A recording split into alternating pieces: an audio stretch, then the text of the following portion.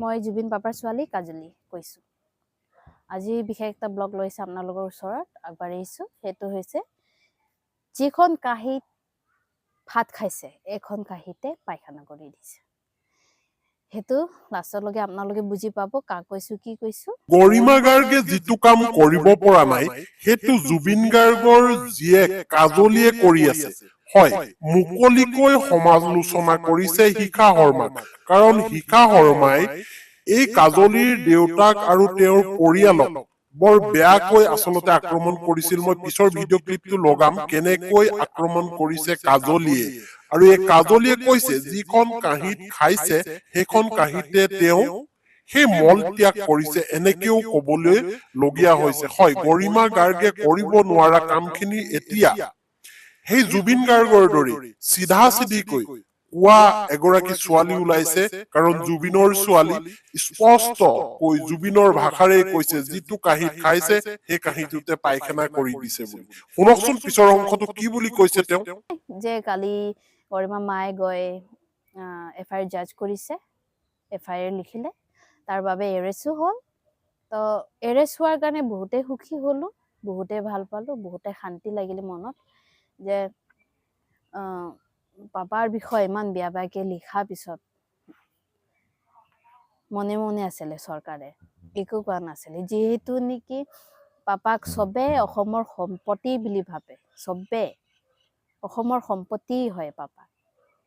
তো পাপাৰ বিষয়ে ইমান বেয়া বেয়াকৈ লিখা পিছতো অসম চৰকাৰে মনে মনে আছে, একো কৰা নাই। তাৰ কাৰণটো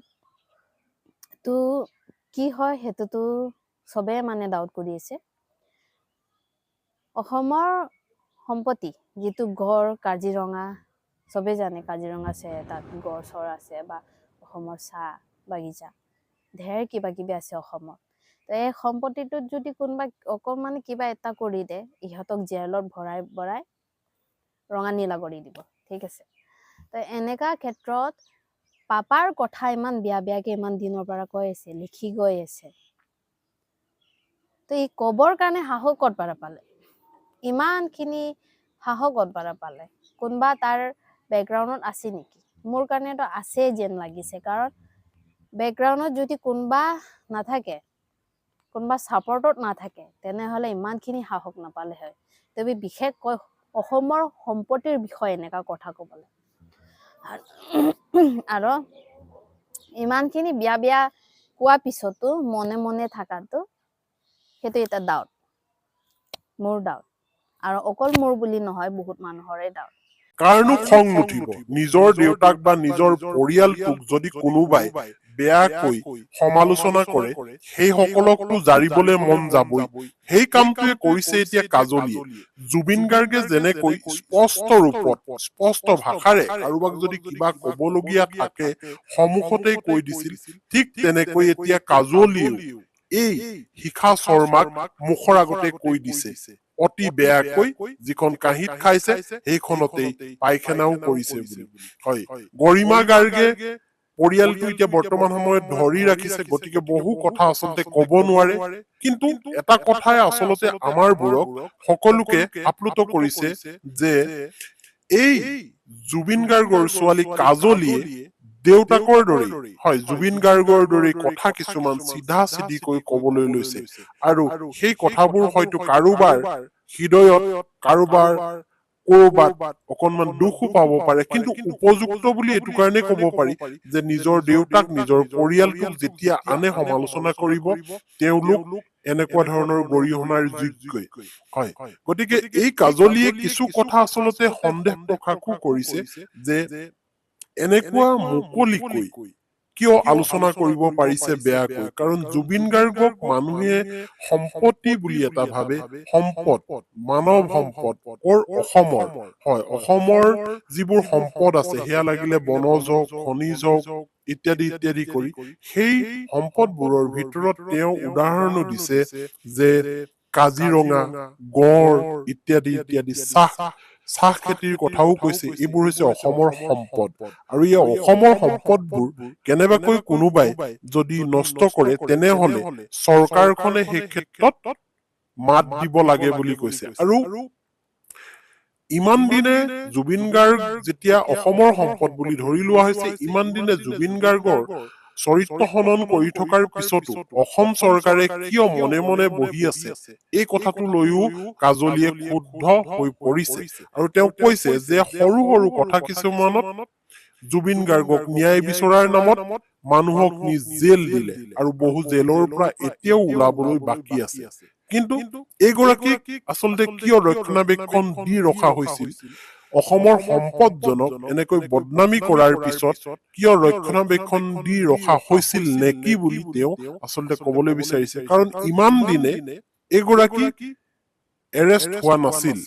হয়, সেই সময়লৈকে এৰেষ্ট হোৱা নাছিল যিখিনি সময়লৈকে গৰিমা গাৰ্গে নিজাববীয়াকৈ চাইবাৰ ক্ৰাইমৰ পুলিচত গৈ এই গোচৰ তৰা নাছিল, তেতিয়ালৈকে এওঁ এৰেষ্ট হোৱা নাছিল বা কোনো বিহিত ব্যৱস্থা গ্ৰহণ কৰা নাছিল।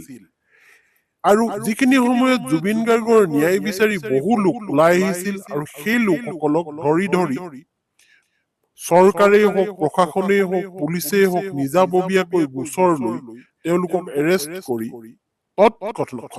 তৎমুহূৰ্তত এৰেষ্ট কৰি জেললৈ প্ৰেৰণ কৰিছিল।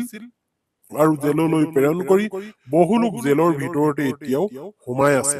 এই কথাটোতো খুব প্ৰকাশ কৰিছে জুবিন গাৰ্গৰ জীয়েক কাজলীয়ে। আৰু কাজলীয়ে কেতিয়াও বিচৰা নাই যে কাৰোৰ অন্তৰত কোনোবাই আঘাত পাওক, কিন্তু যিসকলে আঘাত দিছে দেউতাকক বা দেউতাকৰ পৰিয়ালটোক বা গৰিমা মাকক, সেই সকলৰ উদ্দেশ্যি এনেকৈ তেওঁ ভিডিঅ' প্ৰস্তুত কৰি নিজৰ মন্তব্য ৰাখিছে।